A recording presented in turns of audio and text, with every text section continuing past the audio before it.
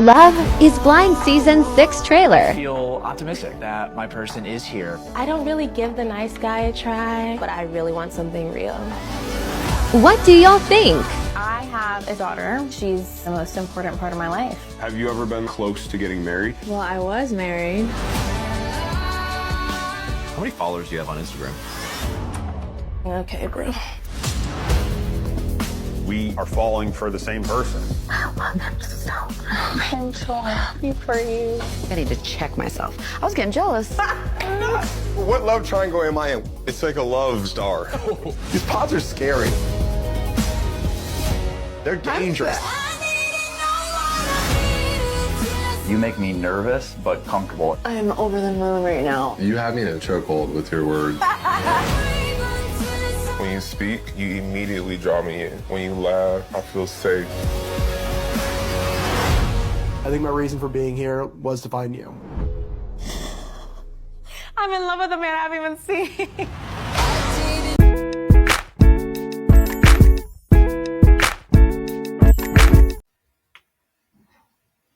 Hey y'all, it's your captain for all things creative coming at you with Love is Blind Season 6, Episode 1 and 2 because it is back. And you know we had to keep going covering it since we did Season 5. If you are new to the channel, welcome. Make sure you like, subscribe, all that good stuff. And if you're returning, thank you for rocking with us. Let's get into the new episodes of the new season starting with 1 and 2. Now, I'm not going over every single person because not everybody makes it to be a main character on the show, but I will try to get through, the most important things or things that made the biggest impression on me that I think will be important for the future. So first in episode 1, you see Kenneth. He's a middle school principal, I believe. So he's in the education field. And he says he's 25, but I do not know why 25 is looking like that. He's the guy in the little blazer you see there in the black shirt, like the burgundy blazer and the braids. And it just kind of confirms that article that came out that some of Gen Z is aging like spoiled milk because this man, he looks like some of my uncles, man. And then you see this other new pod mate named Jessica, who has a kid, but she says she's not leading with that. And she doesn't want the person to know her as a mother first and foremost, but she wants the person to get to know her just as Jessica. And she's going to say something when it's the right time, but I think this is a very wrong approach because it's sad to say, but there are a lot of men who really, feel a way about raising another man's child or think about, the drama with the other, people being involved and blending families. It's a beautiful thing when it happens, but you got to let people know fairly soon, about that. So I think that was a wrong approach for her to do. And then you're going to see Nick and Vanessa saying, the pods are open and everybody looking all optimistic, but things get so messy so fast that I really did not feel as optimistic as all those people looked. So you see Jimmy, he's on the very far right here, and he had way too much ankle, forehead, and lies for my taste because he was telling multiple girls what they wanted to hear. He had told Chelsea that they were going to get married, and then he also told Jessica that they're compatible. So he's kind of playing the field with two of the women, and you see he's going to be in this love triangle.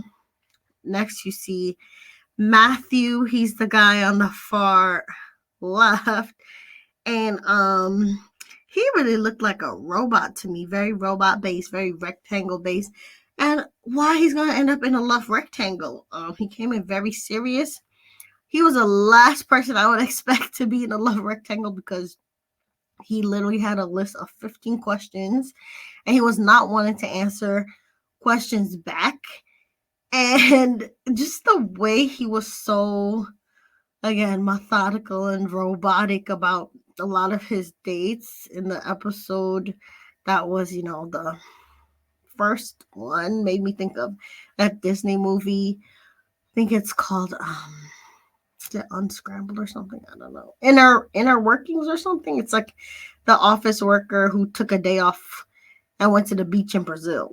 And really, he had the nerve to walk out on a date being as literally square as he was. But you could definitely see, why he was single. And then he kind of compared himself to Superman a little bit, but I ended up liking him once I saw him interact with AD, the flight attendant, because he finally let his guard down. And he admitted, that he had started therapy 4 or 5 months ago. And they were really hitting it off, and I was having hope for them. But Clay, the guy in the orange suit in the middle, also had a connection with AD, but he was giving me a little more F-boy vibes. So we shall see where this goes. And again, when you're commenting, no spoilers, because I'm literally watching these episodes in order. I only saw episode 1 and 2. I don't know what's going to happen. So I'm telling you my feelings as it is. So, basically, you're going to see, everybody having breakfast, this big old breakfast feast, because Netflix is trying to beat all those allegations that they're facing about them mistreating the cast. But really, the next big scene that we see is the anime nerds. Shout out to all the otaku. I appreciate anime too. Amy and Johnny, they're connecting over anime and their hopes to travel to Japan. And I'm thinking this relationship is going to go far. Me and my husband also bonded over anime a lot. And us anime stands, we're a special breed. So once you vibe like that, it's a deep vibe because, you got to be on a certain vibration to like anime like that. And I think these two are vibing off the same vibration. And they hope to travel to Japan. And I liked Amy's story about being from Puerto Rico, growing up lonely and wishing for her little brother. It was all very touching. And then you see that Jimmy and Jess have this connection. So the ankle guy and the mom, who's not trying to tell nobody that she's a mom, have this hot wing date. And it's clear that Jimmy is her number one, but she still hesitant to tell him about her child until the next date. Thankfully, Jimmy says it's not a deal breaker when she tells him, but he wonders out loud to her why she didn't talk about it earlier. And he was kind of nice about it, but I felt like he started emotionally distancing himself from Jessica when he heard that news and started leaning more towards Chelsea for sure, who is his other choice. She's this lady from LA who had all kinds of trades, like she did hairdressing and all kinds of things. And when Jimmy goes on his date with Chelsea, after Jessica finally tells him that, she was a mom, Chelsea decided she's going to drop her own secret that she was married right before, going on this experience for 5 years. But it happened like right after high school when she was very young and she didn't go to college. So she did not have a lot of life experiences that a lot of people normally have before they get married. So Jimmy responds well, and he literally tells her that he had gotten scarier news earlier. Yikes. So Jessica is in the scary category. And he tells Chelsea that her news ain't as bad. But he was close off from trying to spill Jessica's tea. Because when he said the scary news stuff, he was like, well, I don't want to talk about nobody, blah, blah, blah. And Chelsea took it the wrong way and ran out of the pod crying. So I think Chelsea's going to get in her head about this. And she misinterpreted Jimmy not wanting to spill Jessica's tea with Jimmy rejecting her, which is a bad thing for them. Because I think Jimmy wants to lean towards Chelsea, but Chelsea rejecting him might make him lean back towards Jessica. So I don't know, it's a mess. So then you see a random person montage, a bunch of characters that I feel like we're never going to see again. Somebody named Jamal who busts his tight pants when he sits down. Somebody like Sunny. Somebody named Alejandra who we don't see in days, but we will see her getting involved in this messy love rectangle between AD, Clay, Matthew, and Amber. Let's talk about it now because this is the meat of like episode 1 and 2. So Clay and AD have a date night. And AD's the flight attendant in the blue that you see to the left. I remember Clay was that orange suit guy who I said was kind of giving F-boy vibes. And the big part of this next date is that Clay says that physical things are important to him, so he's afraid that he's going to fall in love but not necessarily be attracted to his wife in this process. So he kind of wants reassurance from her that she at least got booty and lips. And the look on AD's face, AD was like, no, this fool is not trying to get me to talk about my appearance. And she basically says that it's a turn off, that Clay is tripping off of looks because that's not the point of this experiment. And I think she needs to drop him for this as well. And she basically says that she refuses to tell anyone what she looks like. And the two kind of end off very much on the wrong foot. And Matt is in the lead. And Matthew and AD have a good day. And I almost thought it was cute. I almost fell for it, y'all. But then soon as AD comes back thinking that, you know, she's in love with Matthew and they on the love boat making another run, this chick named Amber out of nowhere basically says that Matthew has been telling her the same things. And my head done nearly exploded when Amber out of nowhere says this, because Matthew does not look like the player type. But AD looked heated. And episode 1 ends with AD saying that she thinks the experience is getting stranger by the minute. In my mind, and episode 1, I think the best case scenario and conspiracy theory, because I'm rooting for Matt and AD, is that Amber was eavesdropping on Matt and AD's date and said these things to get into AD's head, kind of on her Lydia vibe. Shout out to Lydia and Milton season 5. But really the truth and the worst case scenario is that Matt is a menace who is playing the few girls who have his weird self on their list for some strange reason. And we shall see, but it's clear by episode 2 that Amber was telling the truth. Okay, so episode 2. You see Matthew acting weird as usual around the men, and the men are like, we got to get this man to talk. What is he thinking? They're trying to clock him, figure out what's going on. Jeremy is another kind of weird that's introduced. He's got a big personality, and he seems to be playing around in the pods right now to me. And he's going back and forth between Laura and somebody named Sarah Ann. And he calls one of them women by the wrong name. I believe he called Laura Sarah Ann at first. And I'm just like, this man is unserious. So that's why I didn't even put his picture.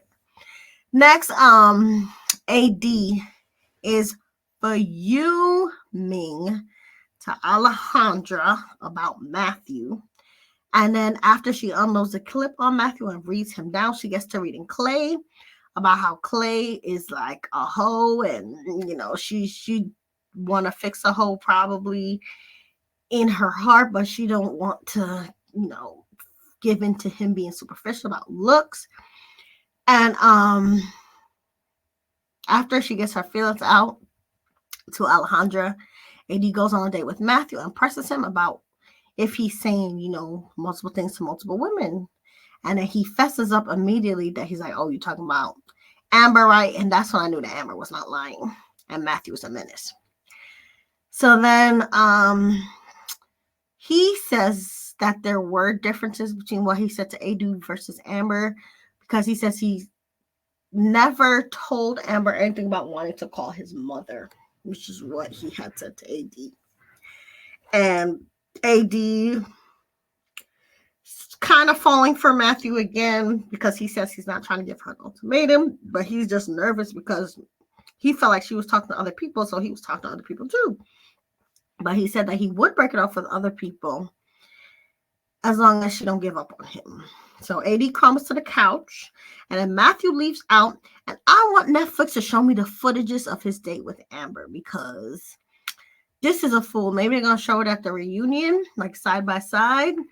But right now, I feel like AD is going to lean towards Clay because Matthew is on worse BS, because at least Clay was honest about being an F-boy. He's open right away, and he told her, listen, you know, I'm a little superficial. All of that. So he's an honest menace, Whereas Matthew is deceitful menace, and I will take the honest menace over deceitful menace because I think the devil is a liar and lies are horrible. So AD and Clay have a day which turns into a fight when he finds out that he's in a love triangle with Matthew. And he kind of yells at her. He's like, really? What is going on? You really like this guy who don't talk? And Matthew, again, he says nothing to the men in the pause, which is hilarious. So Clay's thinking he's good, but now he found out that Matthew is scheming on his girl that he likes, and Clay is livid. So then AD tells Amber what Matthew has been saying, kind of accidentally when she's venting to the other girls, but she said it within earshot to Amber, so I think she definitely wanted Amber to know what's up so this love rectangle could be resolved once and for all. And then Amber looks thrown and says that she's living her worst fear, but then randomly says slay. And now I think that Amber and Matthew are weird alike. But then Amber and AD hug it out before Amber starts crying and says she's going to bow out of the process. So next thing you see somebody, let's see, do I have them? No, Brittany and Kenneth have a date. And they bond over teaching and God, since he was a principal and she was a teacher, and they're both Christian. So I think they have a match. They have too much alike. But I'm not going to go into details right now because they talk about so many sad things that made me tune out. Like him planning his mother's funeral at 12, and I was not ready for that. So then you see this love triangle again that's not resolved as yet, where Chelsea tells Jimmy that she looked like Megan Fox. I was like, oh, don't do this, girl. Because I don't think any of them should be talking about looks, but I think this is a loophole that people do talk about in the past. That's a norm, kind of like what's your celebrity look like. But I think that sets people up for failure, because if he's coming and thinking he gonna meet Megan Fox, but really he gonna meet Kelly Clarkson, that is a bad look for Chelsea. And then Chelsea and Trevor have a day and flirt over his mullet. So Chelsea is going back and forth between Jimmy and Trevor. Now, let's see. What's next? Okay, so then Amy and Johnny are the first official couple. And they're, I guess, all into each other. They propose. That is good. But the episode goes off with Matthew going on a date with AD. And he comes in with a cloud over his shoulder because it's rough for him that Amber left the process and the two break up. Because Matthew, I guess he did want Amber all along, because when he goes in the mail pie, he says he's going to go get Amber from wherever she's at. So I'm disappointed in Matthew. He really had me fooled. He had AD fooled. And if he wanted Amber, he should have, been a little more upfront with AD, especially after she pressed him. That was his chance to come clean. I don't know. I don't like how Matthew asked, but I also don't like how Chelsea acted too with Trevor, because I feel like she's going to manipulate Trevor, because she, after, hearing Jimmy's reaction about, her having been married before, I feel like Chelsea tried to finesse Trevor by acting like she told him that she was married before and that it wasn't a big deal. And he was like, no, but you never told me. And so he might not be easily manipulated, but I think Chelsea definitely tried it. So I got my good eye on Chelsea. I'm glad Matthew is gone. And of the guys so far, I guess I like Johnny the most. And of the girls, I like Amy the most. And I hope that AD and Clay try to work it out, because you could tell that AD does have a thing for Clay. And again, he's an honest menace. So I predict that AD and Clay, will get together. I don't know who Chelsea's going to choose, but I hope that maybe, Chelsea and Trevor do get together, because I don't think Trevor likes anyone else, and Trevor deserves love. But I hope Chelsea don't try to manipulate him too much. And then I guess I hope, Jimmy and Jess work it out, because I think that Jimmy wanted to go for Chelsea, especially after Jessica dropped that bomb. But after Chelsea cracked up like that, I think he thought it through and says, well, I want a family anyway, you know, so he might end up with Jess. But we shall see. So put your predictions in the comments. Say how you felt about the episode. And remember to like, share, and subscribe. And remember, you're the master of your fate and the captain of your soul.